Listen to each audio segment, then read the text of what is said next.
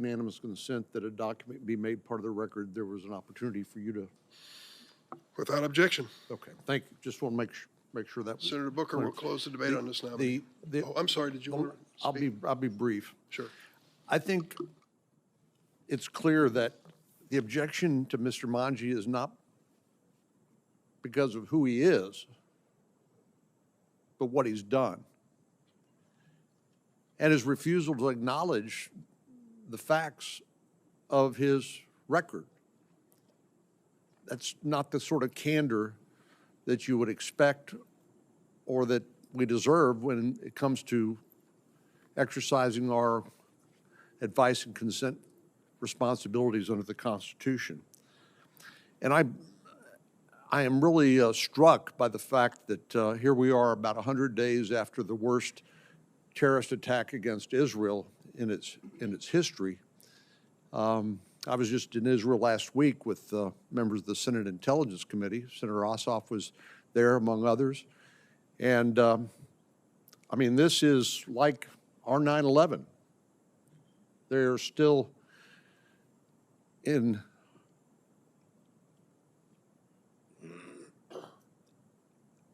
traumatized, as you might imagine, by what happened to innocent men, women, and children, including the one-year-old hostage that I mentioned a moment ago that was featured in today's Wall Street Journal. So I think it's profoundly unfair to suggest that opposition to Mr. Mangi is because he's a Muslim. As Senator Cruz pointed out, we voted overwhelmingly to approve a judge who is a Muslim by an overwhelming vote as to the District Court in New Jersey. I just don't think you can square the argument that the objection to Mr. Manji is because he's a Muslim, when in fact we overwhelmingly have confirmed a Muslim judge to the District Court in New Jersey. And I think it really,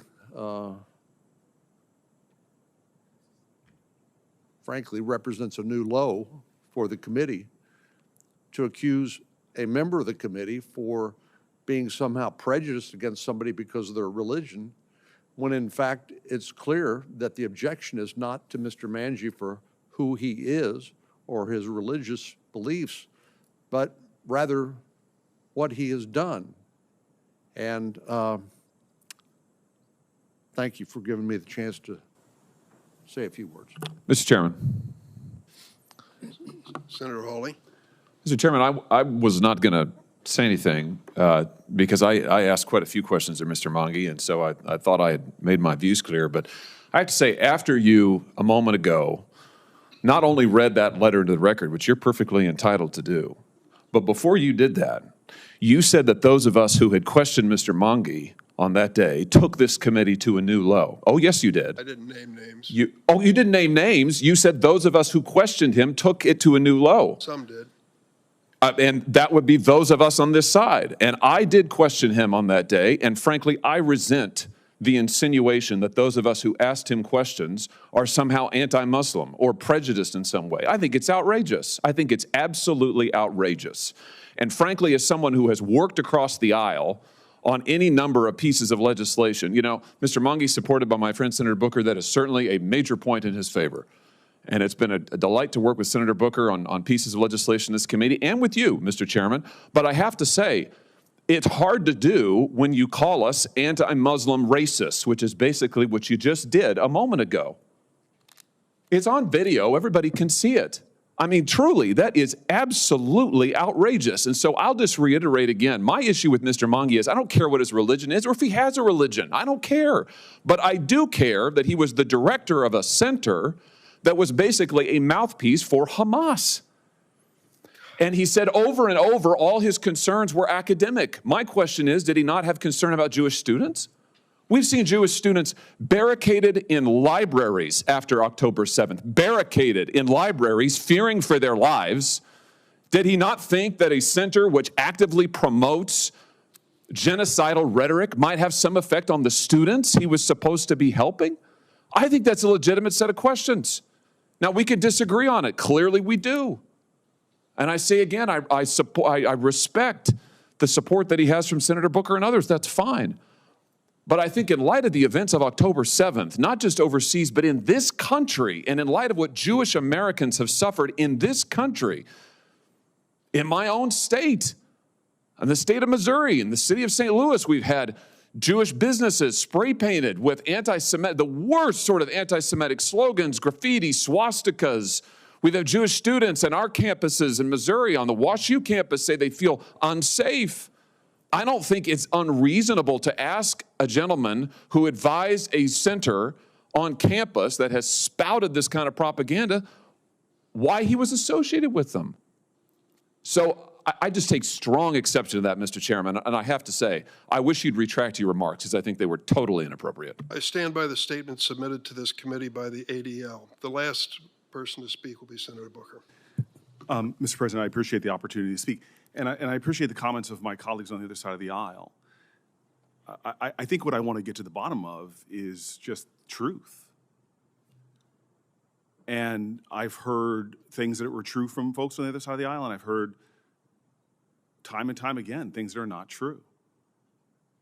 I do appreciate my colleague, Josh Hawley, and I really do, and I think he was exceptionally generous to me a few moments ago, but he said, and I quote, he, Mungie, was the director of a center that is a mouthpiece of Hamas. Well, that's factually not true. He was not a director of the center.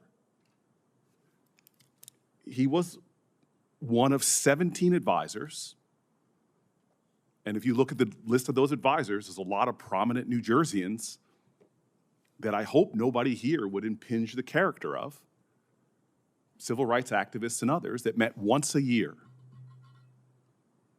to evaluate specifically whether certain academic documents or ideas were worthy of a journal. And yet, I see how that is somehow being said to associate him with things that every single one of us find disgusting. Because at the end, my colleague Josh Hawley said correctly that he is associated with an organization that frankly had panels with multiple people on those panels. And a lot of us would find people that served as panelists. All of us on this committee would find ideas presented by some of these panelists as disgusting, but it is an association. It is guilt by association. And I've been hearing a lot about this idea of guilt by association. It's actually what fueled McCarthyism. People who had been pictures with or been part of organizations, and then tenuous claims were made about the actual beliefs of those individuals because they're associated with them.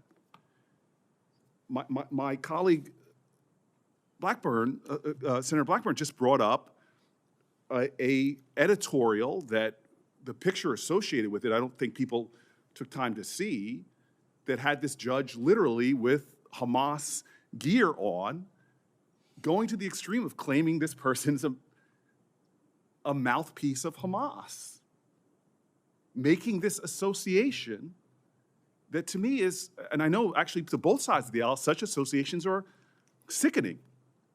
She held up and introduced this into the record. Well, the author of that, let's go with the association. The author of that piece, that editorial, wrote this, tweeted this recently. The violent black underclass is a danger to America. I think it might be referring to me. I've been called underclass before, especially to hardworking, law-abiding black Americans and other minorities trapped in their ghettos. We must resume mass incarceration. In the meantime, America must arm up. These monsters, I guess human beings should, these monsters will kill. I assume my senator colleague finds that tweet offensive to some degree, but I'm not associating her with those ideas. I would never do that, even though she just introduced that author as somebody worthy of the record of the United States Senate. And I didn't read the full editorial. Maybe there's things in there that are important, but this guilt by association is kind of incredible that we're making here. I want to read, because I left that, I was kind of down after the last hearing because of the way this justice was treated. And I just want to read facts. I make no aspersions to any of my colleagues. I just want to read the exchanges. Because every one of us finds what happened on October 7th abhorrent. Every one of us finds things going on college campuses abhorrent. Every one of us is against anti-Semitism. Every one of us has heard the painful stories of mezuzahs being ripped off doors, of violence against Jewish Americans and anti-Semitism. Every one of us shares those beliefs. And anyone who does not condemn them unequivocally is problematic to me. So let's see what this person did. Because I do agree with Senator Cornyn, who said it's not who he is, it's not his religion, it's what he has done. It's a direct quote from Senator Cornyn. I agree. It's not who he is. What has he done? Well, before I read the exchange with Cruz, let's go with the Senator Cornyn test. Mungie said, I am ready and prepared to be held accountable for any statement I've ever made, any word I have ever written, or any action I have ever taken. I have not been asked, however, about any such statement, word, or action that I have made. I am not and should not be held accountable for statements made by other people I do not know at events I was not involved with and only learned about during my appearance. And so here's the exchange. It's very important to me. Facts. Senator Cruz was making a connection that Mr. Mungie, repeatedly being interrupted by Cruz. This is their exchange. Mungie, Senator, I said this earlier, but let me repeat it because I think it's critically important. Cruz interrupting. Do you condemn the atrocities of the Hamas terrorists? Mr. Mungie, yes. That was what I was about to address. Actually, Cruz interrupting again. And is there any justification for those atrocities? Mungie, Senator, I repeat myself. The events of October 7th were a horror involving the deaths of innocent civilians. Cruz, I'm going to ask it again. Is there any justification for these atrocities? Mr. Mungie, that was going to be my next sentence, Senator, which is I have no patience, none, for any attempts to justify or defend those events. Senator, I don't think anyone feels more strongly than me after being asked about 9/11, about what happened on 9/11, than someone who was there, who saw with my own eyes smoke billowing from the towers. Mr. Mungie condemned and disavowed terrorism and discrimination. Numerous points. I'll give you the example. I will answer your question very directly. I will condemn without equivocation any terrorism, any terrorist, any act of terrorism, any defense of any act of terrorism. I don't know anything about this event or who these people are. If someone is a terrorist, I condemn them, exclamation point. I certainly and unequivocally would condemn any terrorism and any people associated with it, he repeats. The events of October 7th were horrific, a horror. The acts on civilians were abominable. And against everything I stand for, I have no patience for any attempts to justify or defend those attacks on civilians. If anyone has any aspirations to attack minorities, minority communities, or indeed attack the Jewish community here in America, they would have to go through me first, end quote. Then he goes further. Any acts of anti-Semitism whatsoever or bigotry on college campuses is abhorrent. My children will be going to universities. I want them to feel safe. And I want the children of my Jewish friends and colleagues to feel safe too. That's the record. No aspersions to my colleagues who I know heard those statements. I heard the ADL question. The ADL has been attacked by people on the right. Their primary focus is to stop anti-Semitism. It's a pretty good litmus test, the letter that you read. I have not always agreed with the ADL.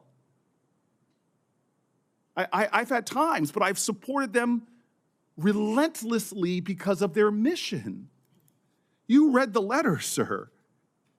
They felt compelled to speak out about the inappropriate, and their words, not anybody casting aspersions, their word, the prejudicial treatment of Mr. Mungie.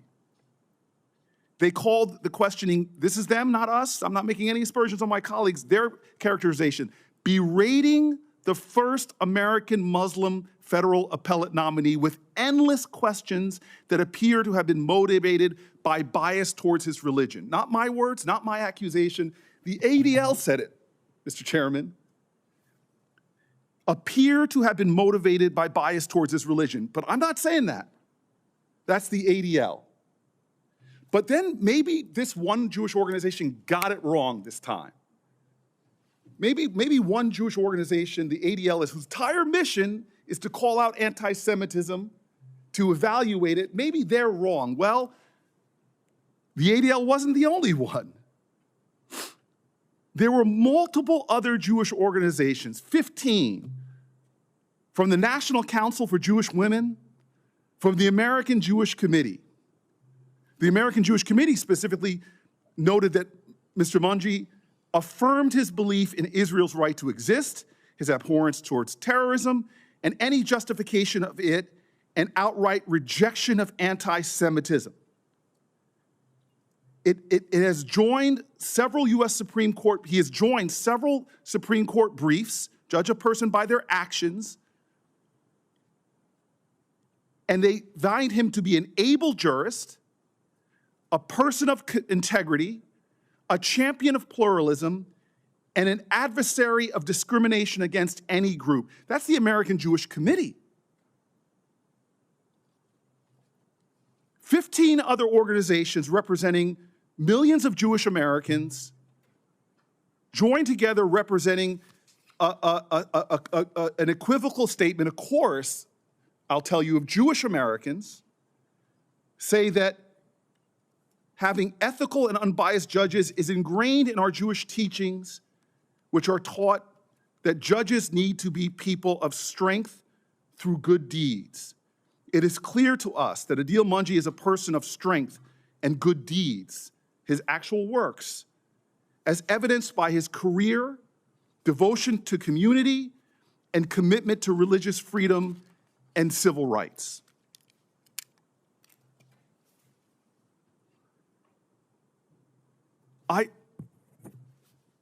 I don't understand how people can conclude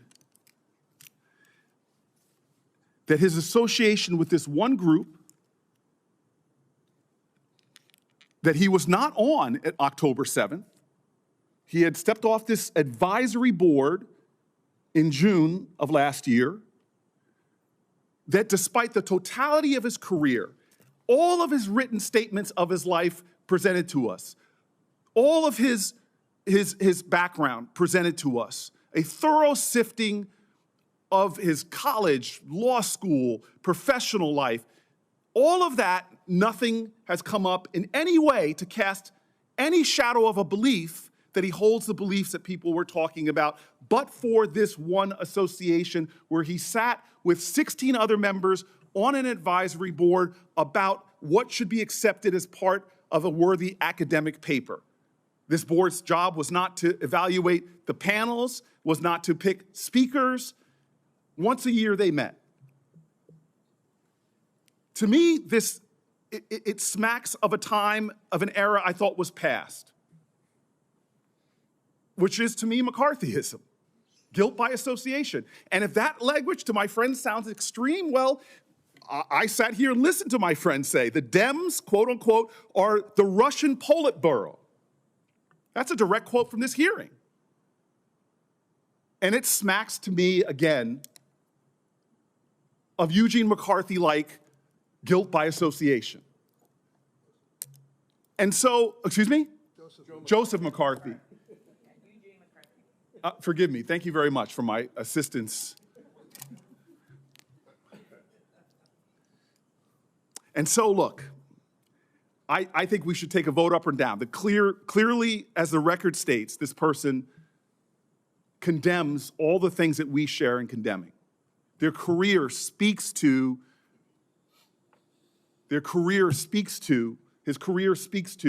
the values we hold dear. The qualifications for judges, I've heard this committee talk about all the time. Judicial temperament, the ability to fairly apply the law, to apply precedent, skills, and legal acumen. This is an outstanding judge. The bar in New Jersey, made up of a diverse plurality of people, believes this is an extraordinary judge. He would make an extraordinary judge. 15, 16, 17 Jewish organizations, including the one whose sole purpose is to fight discrimination and anti-Semitism, believe that he would be a great judge. And so I think we should get to the vote, but I will tell you, I do agree with you, Mr. Chairman. This has been a disappointing chapter in this committee for me. I cast no aspersions about the motivations of this whatsoever. I just simply say a great American and a patriot who's put his family and his young children up has now had his face associated in the most heinous ways in periodicals. His colleagues at his law firm have been called and berated.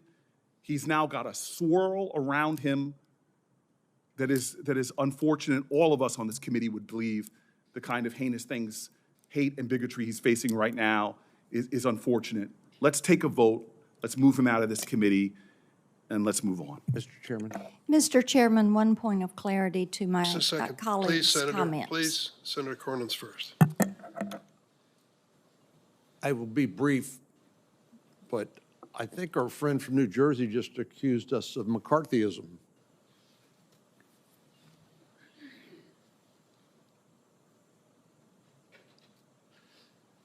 He's a skillful advocate and almost had me buying what he was selling. But the problem is, Senator Booker, is that, and I appreciate your acknowledging my test, I guess it is. It's not who he is, it's what he did, or I should say rather what he did not do.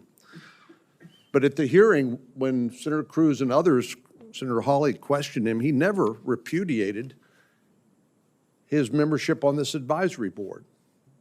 He never repudiated his support for the organization from 2019 to 2023. I mean, this is not like when he was a kid, youthful indiscretion. This is something he did up until last year. And then, of course, he donated his money. It wasn't, $6,500, I guess on his salary, that's quite a bit of money. And then, of course, got his law firm to donate $13,000. But he never left or withdrew his support once this association was identified. We've all seen confirmation conversions. And sadly, sometimes I feel like the nominees are so scripted and they give answers that they practiced in front of murder boards, and they won't answer other questions that we really don't know very much about them, and we're just sort of going through the motions. But to me, the best evidence of who somebody is what they did and what they did not do in the past before they were nominated to the federal bench. And I think the questions about his service on the advisory board, the financial support, the fundraising, and the fact he never repudiated these radical views are facts that bear on his fitness to serve. I just feel like I was directly named. I just want to defend myself. First of all, I accuse you of Eugene McCarthyism, not Joseph McCarthyism. And second, I know you corrected yourself. And secondly, I did not directly accuse. I said it sounds like it. And finally, I'll just say again, I could be wrong, but then the ADL is wrong. I could be wrong, then the UJC could be wrong. I could be wrong, then 15 other Jewish groups who wrote in support of this candidate could be wrong. Again, I will put my faith in the evaluation of this candidate to those organizations and rest in great confidence that this individual is not guilty in the associations that are being stated. But Senator Blackburn. Senator Blackburn. Very quickly, just to say, I did not submit the article for the record. And I do not want to submit the article for the record. I was making a point that there is a broader discussion about Mr. Manji and his activities just for the committee's awareness. Thank you. I stand corrected. The clerk will call the roll. Mr. Whitehouse. Aye. Ms. Klobuchar. Aye. Mr. Cooley. Aye. Mr. Blumenthal. Aye. Ms. Hirono. Aye. Mr. Booker. Yes. Mr. Padilla. Aye. Mr. Ossoff. Aye. Mr. Welch. Aye. Ms. Butler.